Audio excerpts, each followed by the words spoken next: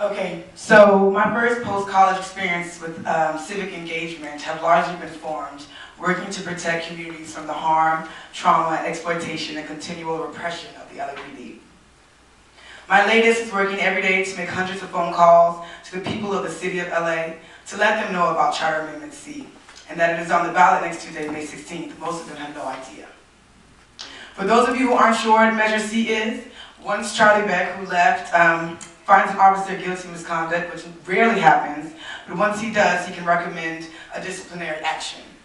So that officer can appeal that disciplinary action with the Board of Rights. As of right now, it is comprised of 2 officers and a civilian, and the Charter Amendment will give that officer an option to have another board comprised of all civilians and no officers. Of course, looking further into it, as always in this city and in this country, the only people that will benefit from the civilian board will be the dirty cops and not their victims. Their definition of civilian are only those that have had at least 7 years arbitration and mediation experience. So those are all prosecutors, judges, and lawyers. Yeah. People who have been working with police every day, and they are not reflective of our communities.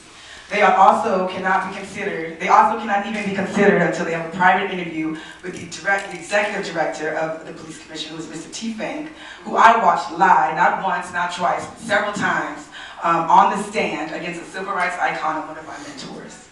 So it is definitely not very comforting to see that you will be in charge of screening those that will be bringing some accountability to us.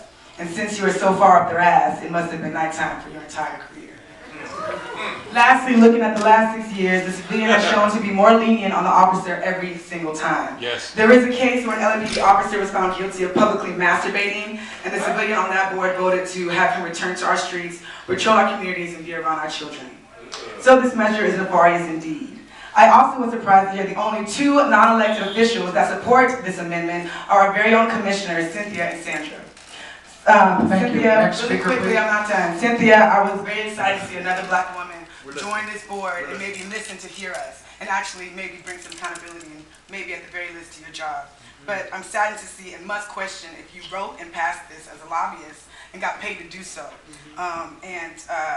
You are legitimate, you all are legitimate, and I yearn for the day that you all have a job.